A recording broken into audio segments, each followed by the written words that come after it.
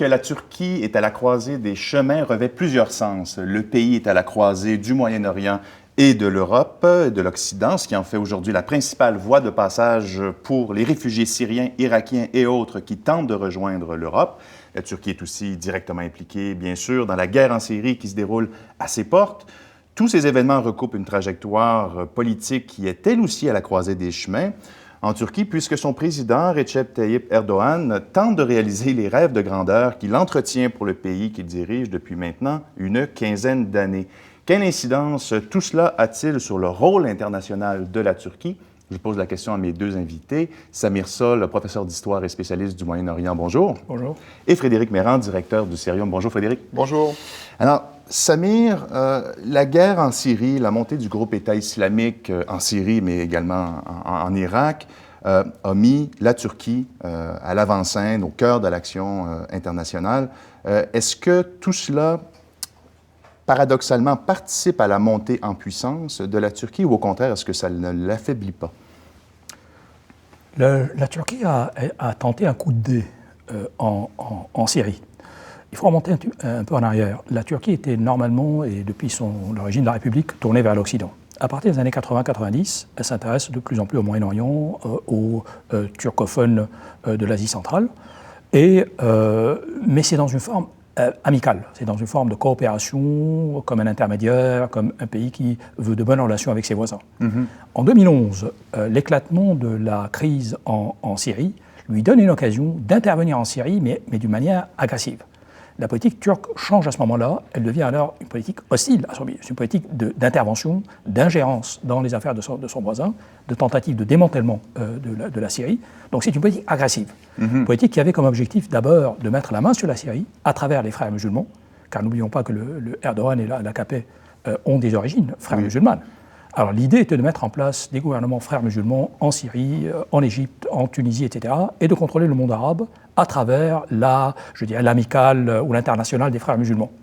Tout ce projet tombe à l'eau durant les années en 2013, au moment où les frères musulmans déçoivent un peu partout. Alors la Turquie mise complètement alors sur le djihadisme, sur les djihadistes, sur l'État islamique. Elle est la base arrière de l'État islamique, de Daesh, bien entendu. La Turquie est le soutien principal. Même si elle en subit aujourd'hui les foudres, même si elle est la cible de certains attentats du groupe État islamique? Tout à fait, mais c'est là le propre de ceux qui pactisent avec le djihadisme. C'est que le djihadisme est une carte intéressante à court terme, mais elle finit par exploser dans le visage de ceux qui l'utilisent, de ceux qui essaient de l'utiliser. Donc la Turquie est aujourd'hui face à des troubles auxquels elle a contribué de se répandre, qu'elle a essayé de répandre par elle-même. Mm-hmm. Donc elle a essayé de déstabiliser la Syrie, elle a, ce faisant, éveillé ou réveillé les Kurdes.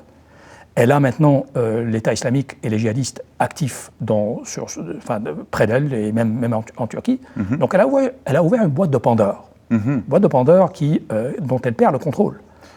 Et alors, aujourd'hui, il y a un début de réveil que les Kurdes pourraient former une région autonome en Syrie, ce qui pourrait déstabiliser la Turquie.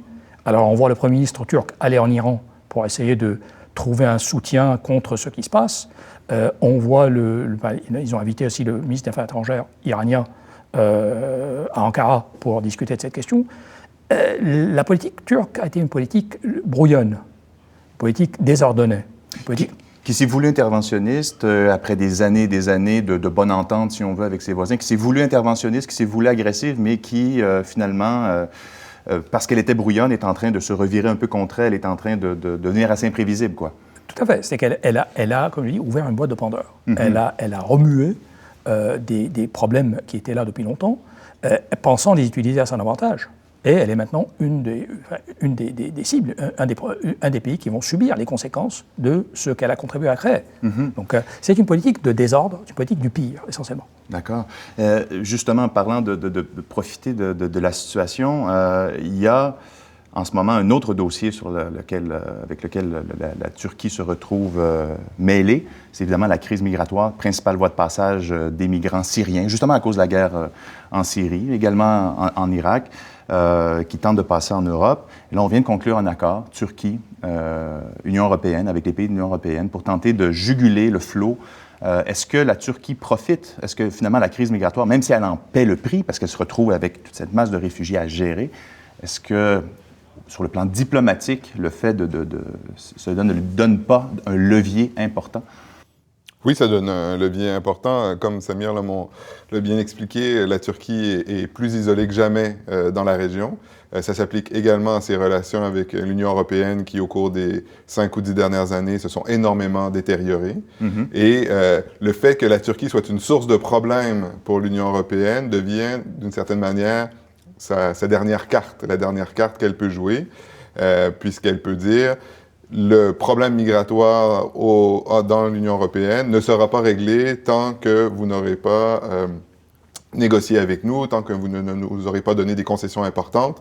Donc, on parle de 6 milliards d'euros d'aide pour les camps de réfugiés en Turquie. On parle d'une facilitation des visas pour les citoyens turcs. On parle d'une réouverture des négociations pour l'adhésion de la Turquie à l'Union européenne. Oui.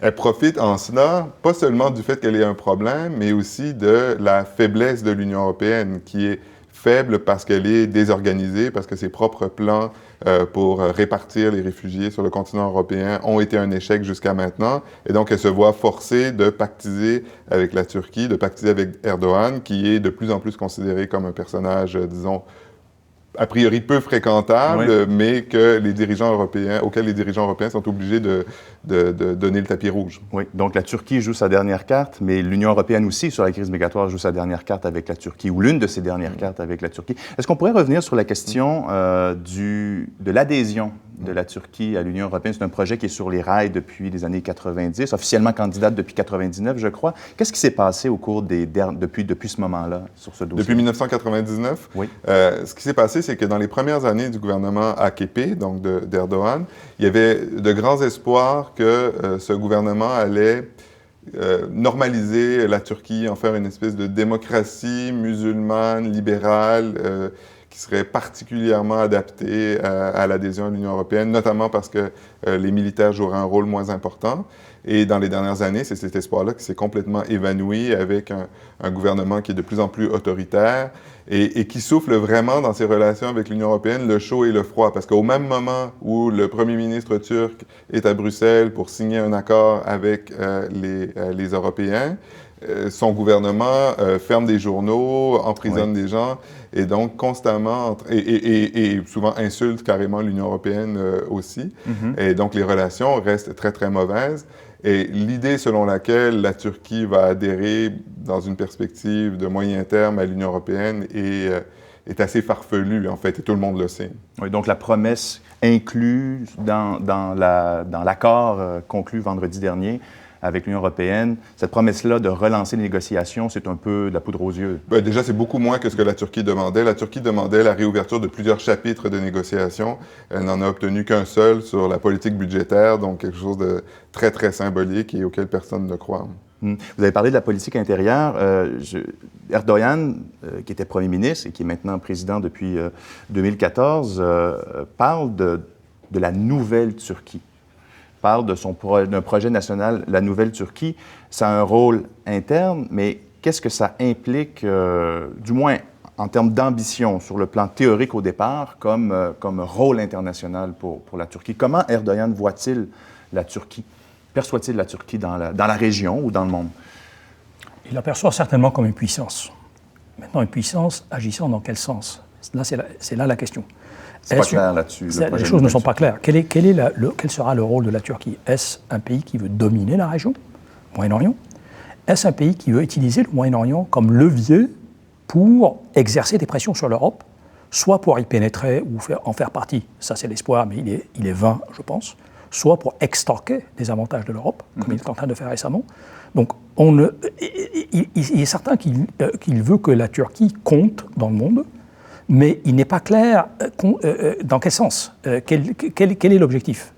Est-ce de devenir un partenaire d'égal à égal avec les pays de la région? Est-ce d'utiliser les pays de la région comme instrument, comme arme de négociation ou de pression contre l'Europe? En fait, on n'est plus en négociation avec l'Europe. Je pense qu'on est maintenant dans la phase de pression et de menace et d'extorsion vis-à-vis de l'Europe.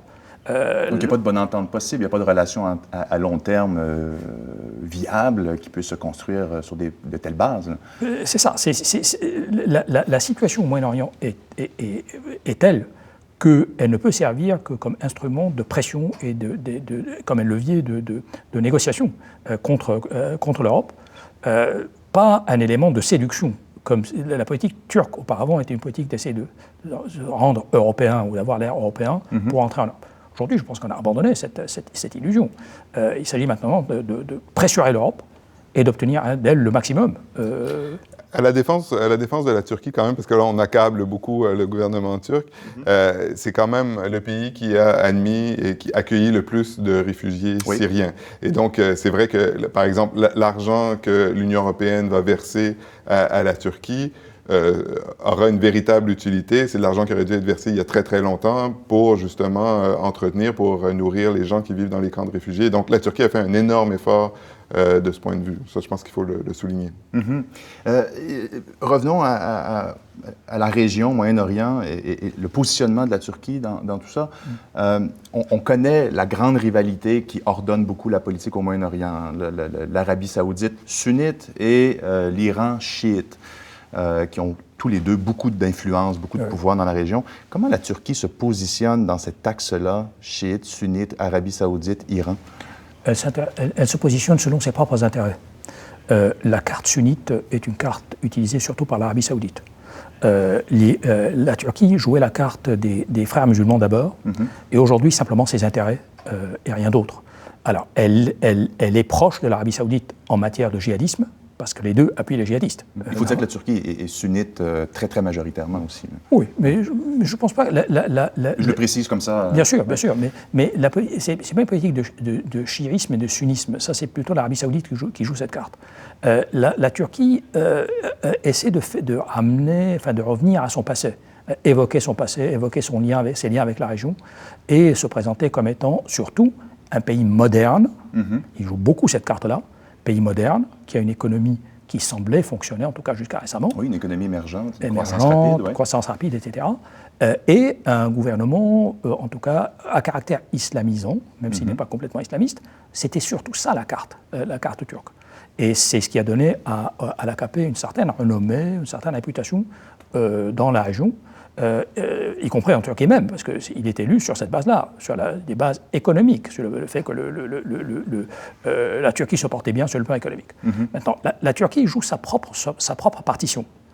C'est beaucoup plus que ce binôme chiisme-sunnisme, c'est plutôt la réalité. Alors, c'est la Turquie qui joue en solo. Samir Sol, Frédéric Meyran, merci beaucoup. Au revoir. Bien sûr.